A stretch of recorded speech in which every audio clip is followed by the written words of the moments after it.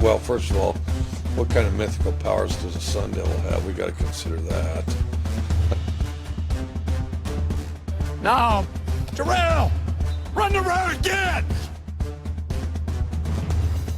Hey guys! Hey! I'm having a press conference, okay? Their fat little girlfriends have some obvious advantages. For one thing, their fat little girlfriends are telling them what they want to hear. It's Division I football! Hey, here, murals!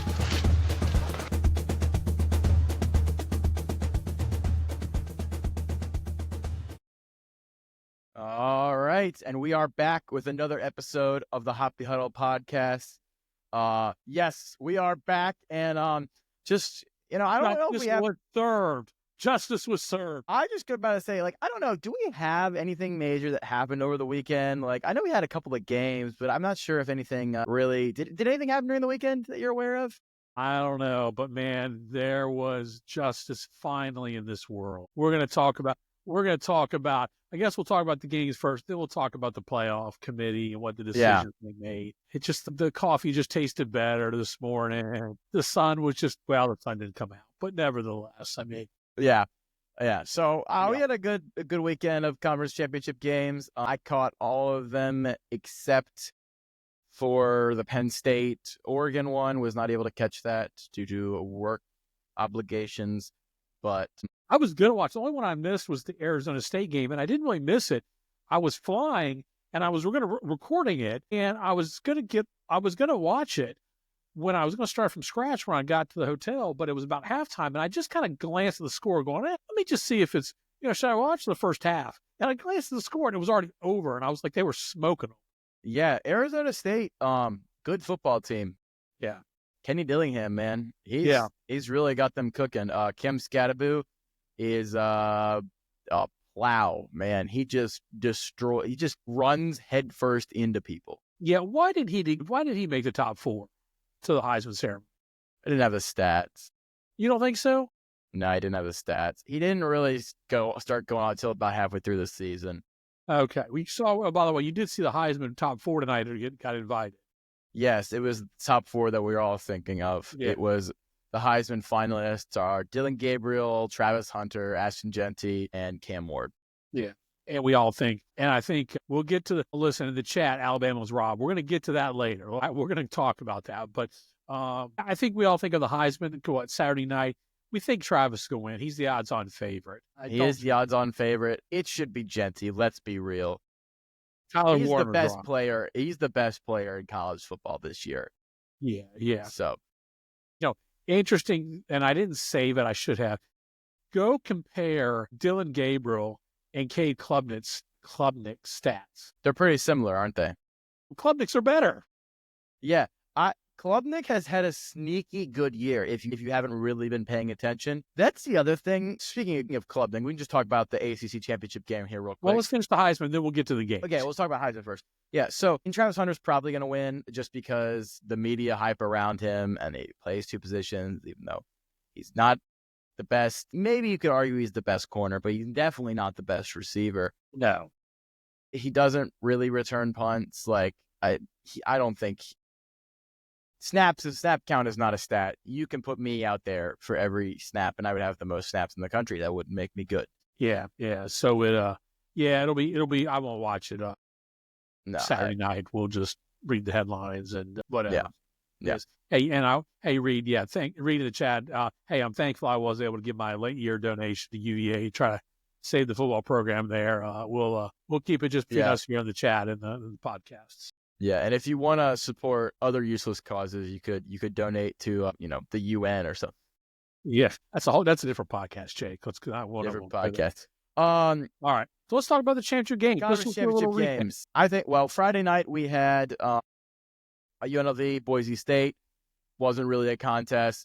Like I said, one of the things I pointed out in the preview is that Boise State's defensive line mauled UNLV the last time they played, and that happened again. This time it was 21-7. Ashton Jeanty ran for over 200 yards, just destroyed them. They kind of sat on the ball, ran Jeanty, chewed clock, and UNLV could not move the ball at all. So Boise State was just clearly outclassed them on the lines of scrimmage and had the better running back. The go offense did not go; it stayed. So, you down goes UNLV's chances. Boise gets that automatic bid into the playoff. Come to Saturday. I mean, what did I tell you? I told you Arizona State was going to kick their butt. Yeah, you were right. You were right. That team is on a roll. You also said UNLV was going to win this. Well, I thought UNLV would make it close, but you're right. But no, you were right about Arizona State. Yeah, you were. That team's on a roll, and we're going to next week's podcast. We're going to do a breakdown of we're going to do the bracket. We're going to have our predictions next week for the whole bracket. But man, that Arizona State team, they are just playing with fire right now. Yeah. They're going to be a tough out in this bracket. I'm not going to go on predictions yet, but man, I would not want to be Texas or Clemson. Yeah, it would be interesting because, I don't know. That would be an interesting matchup for sure. Iowa State kind of bumped their head against the glass ceiling yet again. Matt Campbell, one of the best coaches in college football, no question. He's just elevated that program. They had their first 10-win season. How long did he stay there? I mean, he could be Kirk Ferentz. Yeah, but next year, and this is getting way ahead of us. Next year you got the possibility of jobs opening up at Florida, Auburn, USC. Yeah, you got a lot of big jobs that could open up. If you're Matt Campbell, do you want all that?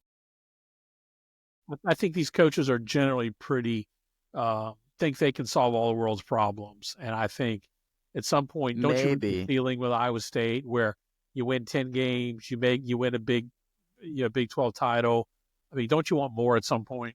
I mean, he's reached the ceiling, in my opinion. The reason they were able to break through to 10 games this year is because Texas and Oklahoma, the two losses preventing them from getting to 10 wins, weren't on the schedule.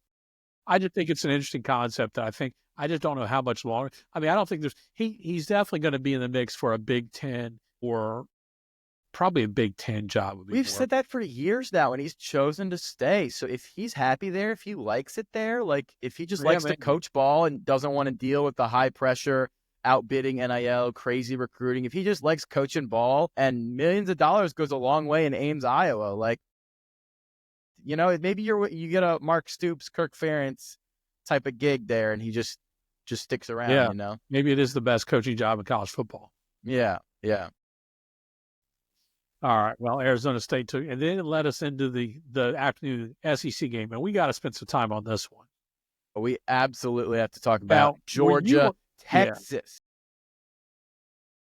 Yeah. This was an incredibly frustrating game. If you're rooting for Texas, which I was because Georgia just annoys me. Texas, I mean, they thoroughly dominated the first half. They had every opportunity. They could not punch it in. And this was, I think we even talked about in the podcast, and this has been a problem for Texas for a couple of years now. And I don't know whether to blame, I don't know if it's just a Quinn Ewers problem or it's their offense. But when they're in between the 20s, they had no problem moving the ball. Quinn Ewers was throwing the ball deep. Yep. But when they get into that red zone, they cannot find a way to get that ball down there. They got red zone jitters for sure. And the penalties were terrible. Yes, they kept calling them. You did see Sark's interview at halftime. I know you watched the game later because you were at a... Yeah, he was not happy. He basically said, I wonder when they're going to call holding on the other team. Yeah, and they were calling both Sark and Kirby were in fine interviewing form in this game. Yeah. I don't know if you saw Kirby's post game. Yeah. Kirby was hysterical. I'll get to post game with Kirby because I've got some thoughts on that. But yeah, Sark was right at halftime. They weren't calling anything on Georgia. Georgia's offensive line was holding them all day, and they weren't calling. I really thought it was one-sided. But at Texas, you got to do better. Forget the penalties. You got to get the ball in the end zone. And you didn't. So you go into halftime, and what was it, 6-3, and you just kind of feel like, boy, Texas, you should be up 21-3. You should be. Yeah. You should have done something. And then you let Georgia get back, and then Georgia gets in the game. And Carson Beck is out. Gunnar Stockton's in. It's Stockton, right? Did I say that right? Yeah. Stockton, yeah. Yeah. And right away, he presents a little bit different of a challenge. He's a little more mobile. But, ABC's announcers are going crazy over themselves. He was just okay passing the ball. It wasn't anything spectacular. Really what got him going is Georgia started running the ball more effectively. I didn't think he was very good, actually. I didn't think I watched the game on mute because I just got annoyed with the announcers, so I watched it on mute. Yeah.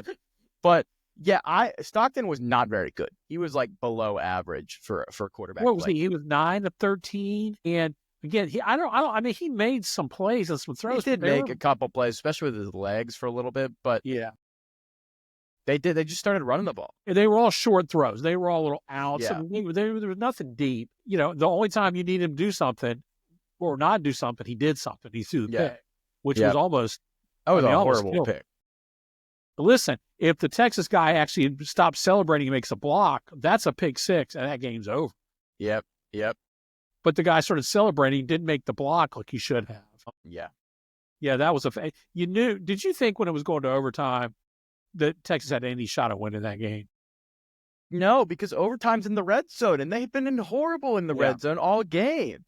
Like, honestly, I'm shocked they didn't bring Arch Manning in a lot for some of those more red zone packages because they were just not having success with Quinn Ewers in the red zone. I don't know if it's a mental thing or he just doesn't have the ability to make those tight throws or maybe like the close reads in the red zone. I'm not sure what exactly it is, but whenever they get in the red zone, their offense just stalls.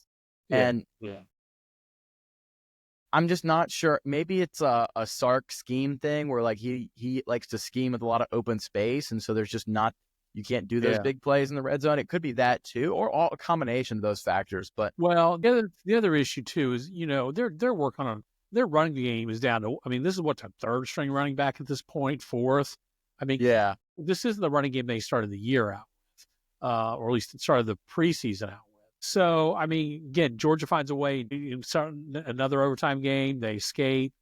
They're the SEC champions. But, I came away from that game feeling, one, these are the best two teams in the SEC. They're not going to go very far, either one, with that performance. Both those teams could get bounced in their first games.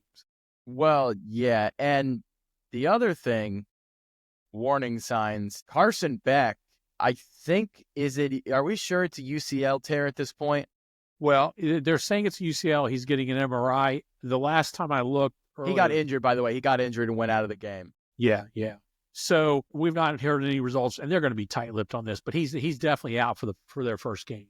Yeah, in the Sugar Bowl. So and that's trouble. Whether they play Notre Dame or Indiana, that's trouble for them. Because now, if Kirby's got a great football knowledge-wise. Kirby's staff is a great staff.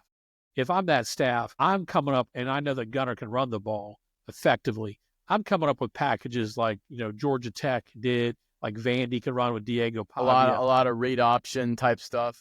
Yeah, and you're pounding the ball, you're running the ball. You've got bigger dudes, run the read option and just beat them. Yeah, and count on your defense, and count on your defense. Yeah, and that may be that may be the best Georgia. That team may be enough to get you to the title game. Honestly, it could. But I got to think Beck's done for the season. I mean, I don't think. Forget the Sugar Bowl. I don't think they can. Even they keep moving forward. He's done. And that's. And if he comes back, he won't be 100% either. And honestly, he hasn't been that amazing anyway. So now let me get to Kirby for a second. His post-game interview, his comments, and I saved them somewhere on my phone. I don't have one. Man, but he's talking live. They're interviewing him and goes, "Well, man, it'd be nice." And I'm not going to get it right, but he talks about if we just didn't have to travel so much. He said, we got through it. Just shout out to Greg Sankey for giving us all those road games and sending us the worst schedule in the SEC. You played 4 road games out of the state of Georgia, Kirby. 4. Now, granted, you had to go to Texas, you had to go to Bama, and you had to go to Ole Miss.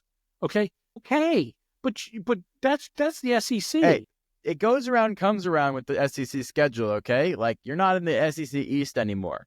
You know who else has to leave the state for 8 games? Yeah, you know who has to go to Bama and Ole Miss and Auburn every other year, or and Georgia every other year? Auburn does. Florida similar. So these are the teams in the SEC. If you wanted easier games, maybe don't invite Texas and Oklahoma into your conference. How about that? It's the whining from the SEC. It just kills me. And we'll get to that when we talk about Bama later, because I do want to get to the higher whining. But this whole conference, what this whole conference this last week, they've become in the last, especially, and I blame Greg Sankey. I mean, I think he's the linchpin of this. In the last 10 or 15 years under his leadership, they have become the most entitled, condescending group of individuals, the coaches, the ADs, the presidents, the conference commissioner, the whole group. They're the most entitled bunch because if they're winning, they're going to tell you it just means more. And when they lose, they just figure, they go, oh, well, we didn't win a hypothetical battle. We just did. It's because we're so tough. That's why we lost. I mean, this conference, it's nauseating. And to be clear, like the SEC does get the majority of the top tier talent. They do have most of the best coaches. They have half of the game of the top 100 players go to the SEC. Like they do. They are the strongest conference on paper talent-wise almost every single year. But the problem is that doesn't entitle you to like lose a bunch of games. Like just because you don't get to just have that privilege and then abuse it. Exactly. You've been given this gift of the best product, and then you're going to instead of making people love that product and hyping that product, you're going to make everyone hate you by being arrogant about it. It doesn't make sense business-wise. And what happens is when they lose a game in their conference, they talk about how tough the competition is. When somebody in the ACC or Big 12 loses a game in the conference, they talk about how those teams are so bad. Miami loses Syracuse. Oh, well, Miami stinks because Syracuse is bad. They never think about maybe the other conferences have good talent too, and those are tough games to go play on the road in some of those venues. Well, yeah, and it's like there's a difference if you lose at LSU and losing to Oklahoma by 20. Like, there's a difference there, You lost to two. We'll get to Alabama. I'm jumping ahead. I'm sorry. Let's go back to so Georgia beat Texas. They won it. In the last 2 weeks, they went from losing to Georgia Tech, which could have put them could have lost Georgia Tech on 8 overtimes, could have knocked them out of the playoff. Won that game, won the conference, got the auto bid. Because I'm not certain if they had lost to Texas, they might have been in trouble with the backup quarterback given the FSU precedent from previous year. Yeah. If they had one of them one of Bama or Georgia would have gotten in. Yeah, but Bama might have jumped them. Yeah, maybe. Yeah, so that'd been interesting. Anyway, and then we get to the night games. Let's talk the ACC first. Okay, all right. So, that was a fun game. If you were watching that game, there was a lot of nonsense going on, like a lot of missed opportunities by both teams. But what drove me nuts? The game was good. A great game. Can you please give us some announcers that aren't so biased against the ACC? I mean, oh my gosh, I got tired of listening to them. I mean, I didn't think it was that bad. I thought it was. Everything was shaded. I thought the shading of those announcers. I know it's on ESPN, ESPN's coverage. Can you give us some ones that are at least pro ACC? That's all about. It was like Jesse Palmer, wasn't it? No. It was McElroy and McDonough. Okay, well, I don't know. I thought it was okay, but it was. But Clemson got out, started off to a hot start. SMU got behind the change with some mistakes. They did. And you really thought Clemson was going to put that game away. Then SMU hung in there, fought hard. Yeah, so it was really interesting because Clemson played a really good first 3 quarters essentially, and then they just kind of let SMU come, or not but they just started chewing clock essentially and trying to just drain the game away instead of I really didn't like that. I thought a better strategy would have been to just stay aggressive with what was working, because you were beating those SMU corners over the top. They were not, first of all, underrated aspect of this season. Clemson's wide receiver core is good. They are no longer the big slow bodies of the last 3 or 4 years where they can't catch the ball. Brian Wesco, TJ Moore, Antonio Williams. They're good. That's a good combo of receivers, and Cade Klubnik has really improved, and they're dangerous, in the playoff. Listen. Texas hasn't really. Texas very quietly. What's the best passing attack Texas has played? Those are crickets on our podcast. For those who are listening at home. Is it going to be Clemson? Is Clemson the best passing attack Clemson has played? By far Texas, the best passing attack they faced. So, without a doubt, those Texas corners really haven't been tested. There were open receivers in the Georgia game. They just dropped the ball. So that'll certainly be a matchup. But yeah, no, SMU came back. Kudos to them. SMU, I think, probably narrative-wise saved their season by cutting it close. We'll see. They just looked smaller than Clemson. That's something I kind of thought going into it. Like SMU, Kevin Jennings was under pressure all night long. They could not offensive pass protect worth their life. Peter Woods was obliterating them up the middle. I don't think they had the dudes along the line of scrimmage to really pass protect very well. And he survived because he's mobile, but I'll make the argument they haven't faced a decent quarterback all year. Texas? Yeah. Other than Beck. Marcel Reed, the best QB they've played?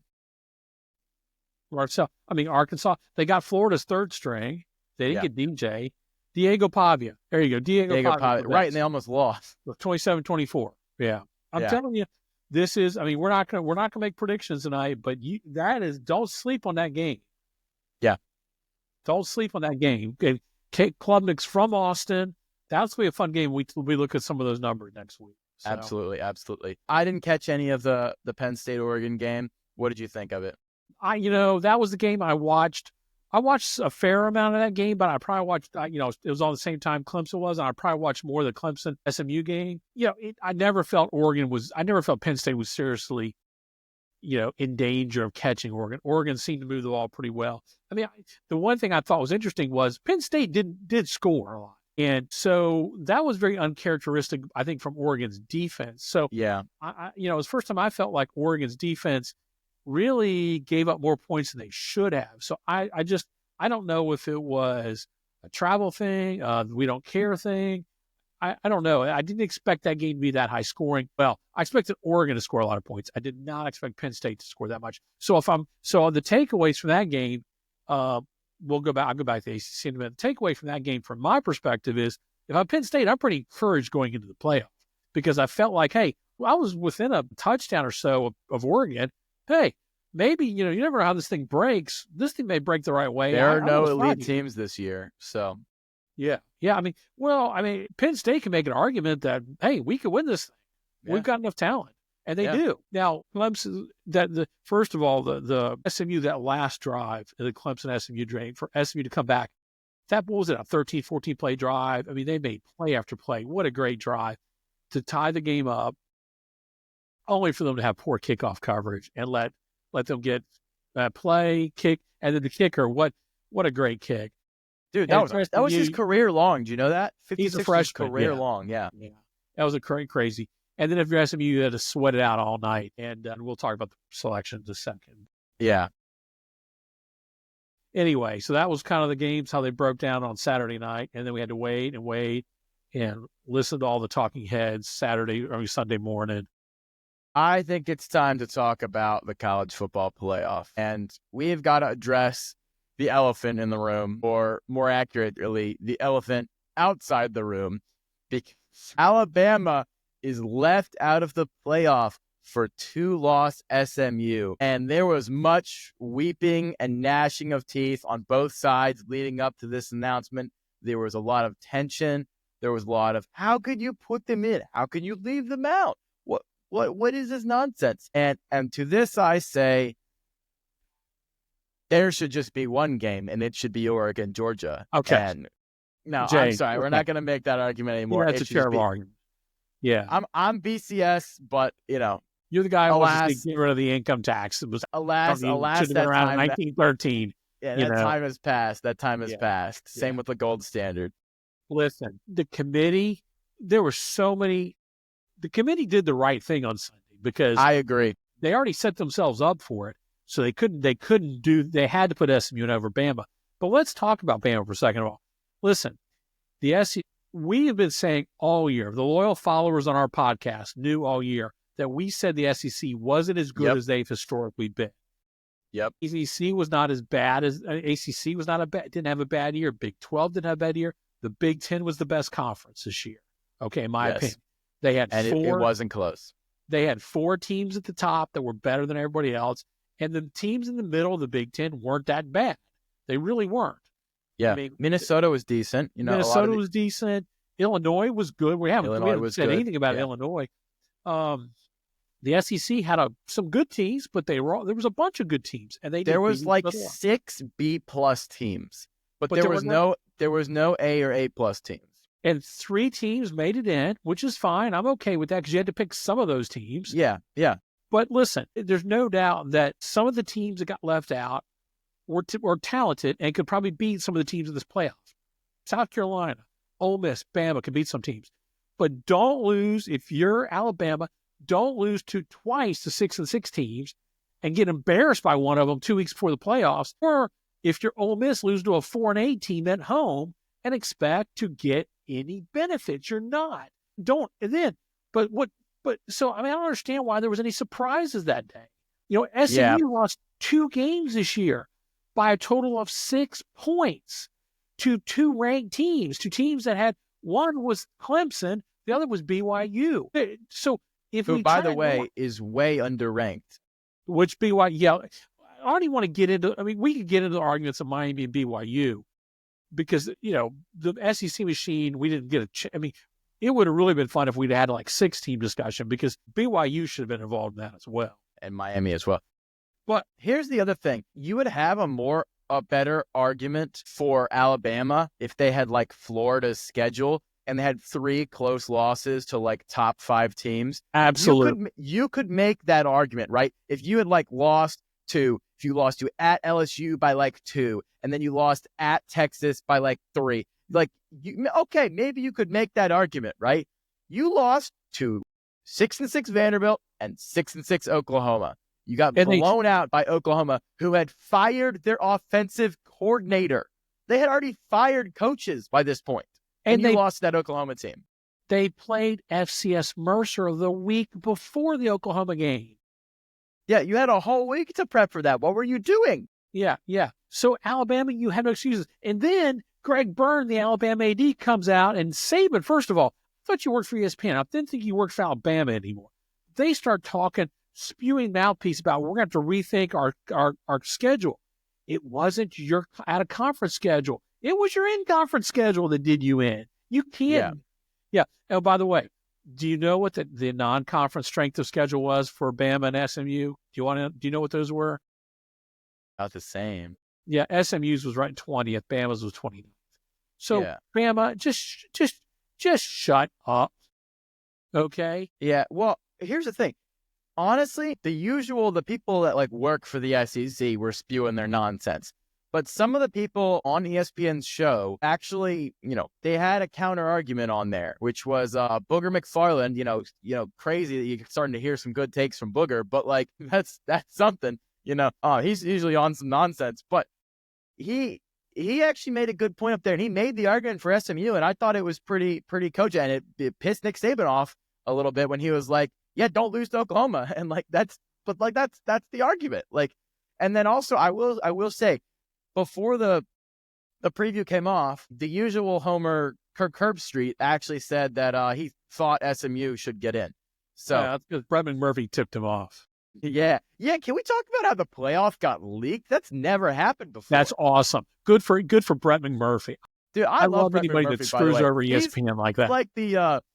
He's like the Alex Jones of college football. He works for some random company you've never heard of. Yes. I don't even know who he works for. Then all the other reporters get all angry at him because he gets all the good scoops. He leaked that at 11:59 a.m. The show hadn't even come on the air, and the show was about to start. And he's like, "Yeah, I got the keys, bro." Somebody on that committee or somebody printing paper out back. To him? Was it the Michigan AD? I wonder if it was the Michigan AD. He's on the committee, right? Board man, he's the chairman. Yeah. He knows. He's done something with Bretman Murphy before. I wonder. But So speaking of our buddy Herbstreit, who finally been to SMU, I want to read you these quotes. So he was talking about Stockton. I'm not a Herbie hater, all right? I'm not. Stockton was 71 passing yards and 1 turnover. The guts, the poise. This kid steps up and delivers. Meanwhile, last year, Glenn for FSU, 55 yards passing, no turnovers, the backup. FSU just isn't the same without Travis. There's no bias. Well, okay, to be fair, Jordan Travis is much better than Carson Beck. Carson Beck. So there is a larger difference between Jordan Travis and Carson Beck. So I to be fair to Kirk, there's a bigger gap there. Georgia definitely has more other players to lean on. Compared to the 2 backups, they did they did basically the same thing, or actually Glenn was a little bit better. Yeah, Didn't throw but the Travis pick. was a bigger drop off. I'm just compared saying to how he lifts had been one playing. up, one backup up, and the other backup he puts down. Just saying, SEC bias. Kirk is taking the check, and I don't know. He called out for SMU. So I don't know. We'll see. whatever. I think it's funny that basically Florida State getting through last year, and then Florida State sued. This is a funny narrative. So Florida State got screwed out of the playoff last year, and then the ACC adds SMU because they think Florida State's about to leave because Florida State's suing the ACC to leave. Then Florida State says we don't want to add SMU because it's diluting the conference, and then SMU goes and has the best in-conference record, and then makes the title game. FSU, by the way, falls off a cliff. And then SMU gets into the playoff because Florida State got screwed last year. Partly because of those narratives. So I think that's just an interesting tie around. So we've talked about Alabama and the SMU debate a lot. Let's go through and just go the actual rankings so far. So the number 1 seed, clearly Oregon, best team in college football all year long, undefeated. They look the best. They have the best players. And they got totally hosed by the committee. Well, okay, they didn't get hosed by the committee. They got hosed by the format. The committee is boxed in here. Committee has very few options with how to structure this thing. So I don't really blame this on the committee. I think Ohio State and Tennessee are the number 8 and number 9 teams in the country. So that's where the format puts them. That you can't. Well, that's probably true. You're right. That's not really on the committee. They don't get to rearrange the order of the games. I honestly think the committee did a really good job this year for the tough situation they were put in, the bad format they were given. I think Boise State's overseeded. I know you think that, but we'll. I think they should be the 12 seed. I think State should be a 3. Clemson should be the 4. If you're a follower. Well, in a normal year, you're probably right, but this year there's a lot of teams that have a lot more losses than they normally do, and so you kind of got pushed in there. Arizona State has 2 losses. Boise's only loss is to the number 1 team in the country, close, and they needed 2 kick returns to win. Look, I'm fine with Boise at 3. Number 2, Georgia, makes sense. SEC champion, so they get the first round bye. I think they're better than Boise and Arizona State, so number 2 checks out. Number 3, Boise, we talked about. Number 4, Arizona State got slotted in there. I think that's a good decision. I think it's number 4. I think Clemson with 3 losses. Makes sense putting Clemson at number 12. I do think you could have made an argument. You could have put Clemson over SMU since SMU just lost to them. But I understand why you didn't, because Clemson has 3 losses and SMU only has 2. You could kind of debate that if you wanted the 11-12 swap, especially because, but it was last-second field goal. So I understand with the extra loss. I understand leaving where it is. But what do you think of the bye teams and kind of where they're at? The auto bids. Oh, they're fine. I mean, I think it's, it is what it is. I think you got some interesting matchups in the first round. I think, obviously Vegas has got some pretty heavy favorites for all those games. I mean, they're not, I don't think, do we have a double-digit favorite? I don't know that we do. Maybe 1. I think, isn't Texas like 11.5 or 11? Let's see. I don't know the odds. Let me look. Hold on. No, yeah, just 11.5 point favorite. Everyone else is a 7, 7.5, 8 point favorite. Yeah, so we it's should not get like some the good conference games. championship games. We have a lot of 2.5 point favorites. So you've got decent favorites, but none of the games, even with Texas, I don't feel like any of the games. If these are all good teams at this point, and none of these teams this year, what we've learned is none of these teams are that far away from the other teams. So it's not going to surprise me if we get an upset in this first round. The one I'm most curious to watch, I know Tennessee, Ohio State is the one they're putting on at 8 p.m. prime time on the 20th. That'll be a really cool game, I have to say. That will. 2 big brands. That's going to draw a lot of ratings. But I'm excited for the Indiana State Championship. Yeah, that's the one I'm most interested in getting. I'm glad they get a Friday night game. That's going to be fascinating because Indiana, nobody thought they'd make a playoff. Going to Notre Dame, battle for Indiana. It's for the state title. Yeah. That's going to be a great matchup.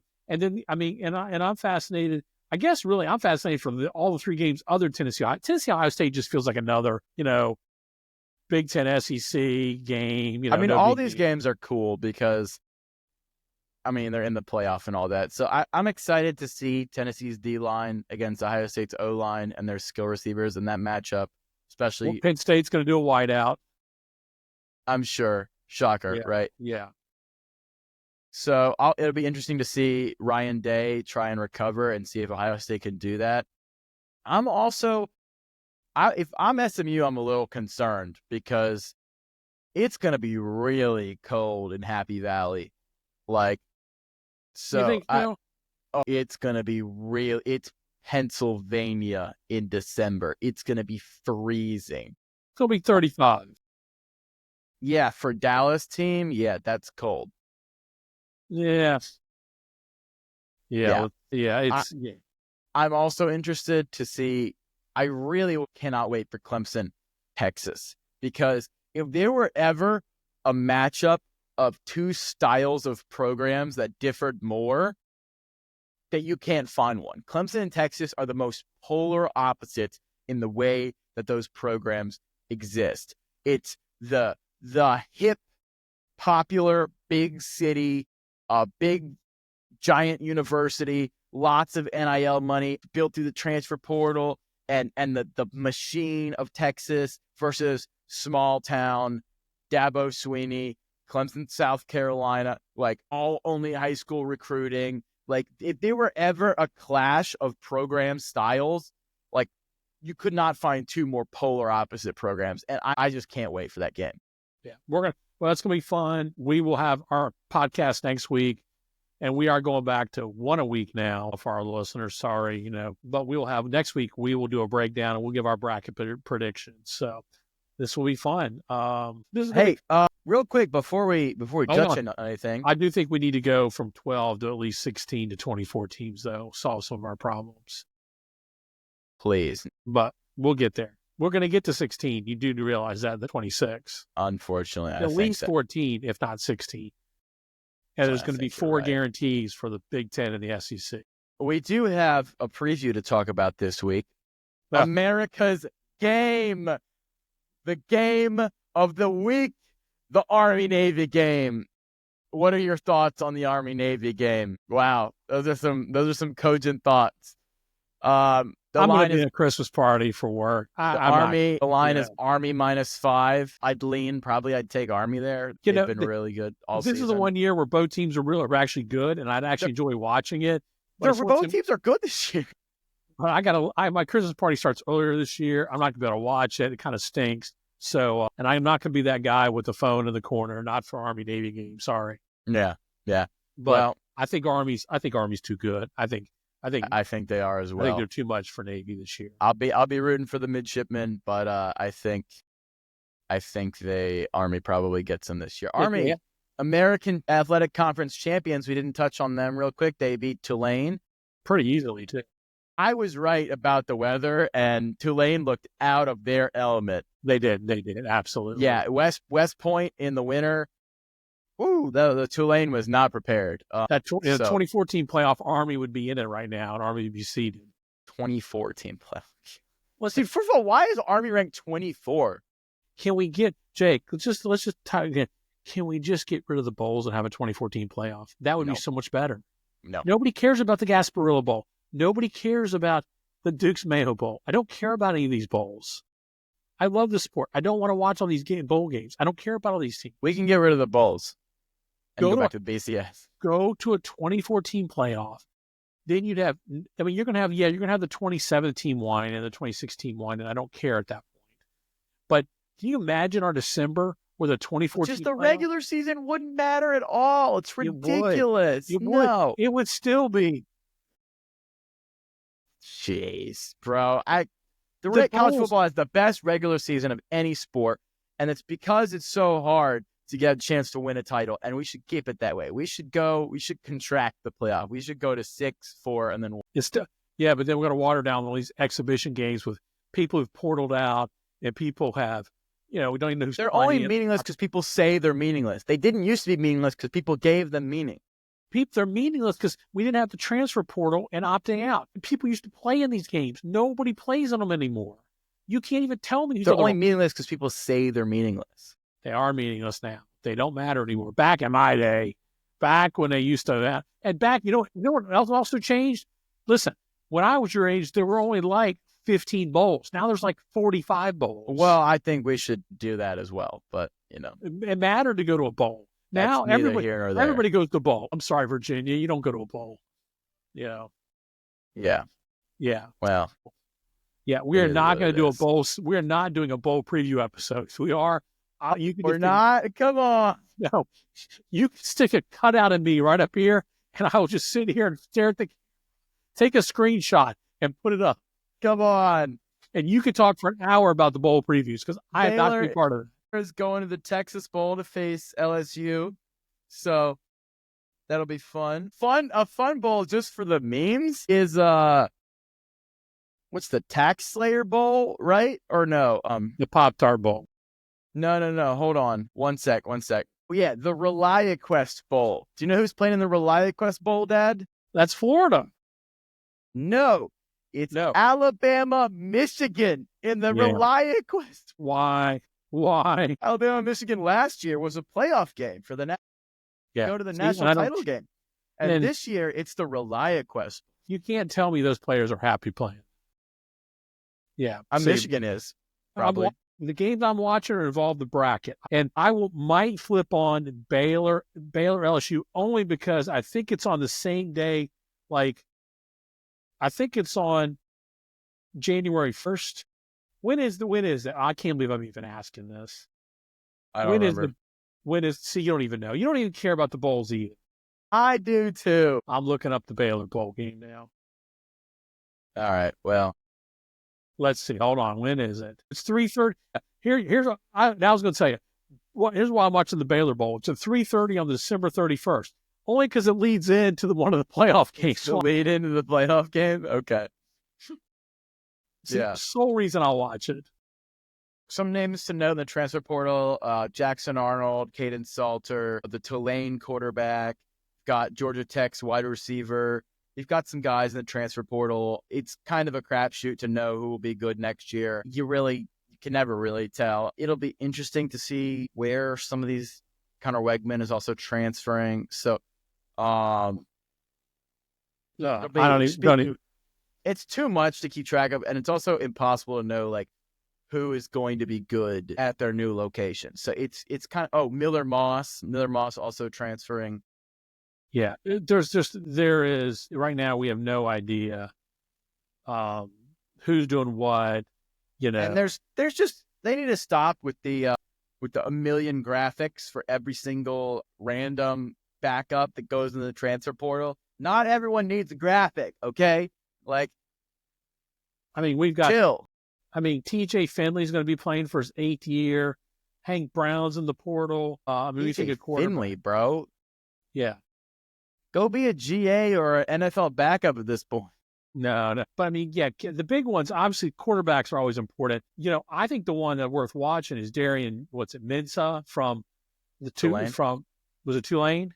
He's a Tulane. He's a Tulane QB? Yeah, the Tulane QB. I think that one's going to be the one that people are going to get some good money on. But Wegman's out there, Jackson Arnold, which I think is the jury's still out on if Arnold is good because he had no O-line and no receivers. And there is a crystal ball prediction for him on Mississippi State. I think that's a done deal. Yeah, that honestly, if I were him, I think you could get some better offers than Mississippi State. So I don't know. I know he likes Jeff Lebby, but that's why he originally went to Oklahoma. And Lebby runs that fantastic veer and shoot offense. But yeah, it'll be interesting to see. And then who's not in the portal? Sawyer Robinson, Baylor's QB, because we paid up. We pay players. We're keeping him. Baylor's going to be really good next year. Shout out to Bears. It's it'll be interesting. So we'll talk more portal on the future episode when everybody's settled down. Talk about who won the portal, who lost, what happened. Well, I know who lost. It's Clemson. Yeah, we already know who lost. We already know who lost, but all right. All right. So we'll be back. Let's see. Next week, we may do it maybe a Monday or Tuesday. We'll see. Scheduled to be determined. Yeah, probably earlier in the week, maybe a Monday or Tuesday night episode, sometime early in the week, more than likely. But we'll give you a good entire breakdown. We will give our predictions. You can take them to the bank. We will make our brackets. Bracketology. Yeah. Are you prepared for college football bracketology? Well, I can tell you who's going to win this. I already know. I've done my bracket. Okay. Yes. I thought about it long and hard while I was at CarMax today. So SMU, right? Yes. Indiana. Indiana. Coach Sig. All right. Listen, football fans, enjoy the Heisman, enjoy Army Navy. We'll be back next week. Thank you guys so much for watching. Make sure to like and subscribe and do all of the things. And peace out. Good night, Allie.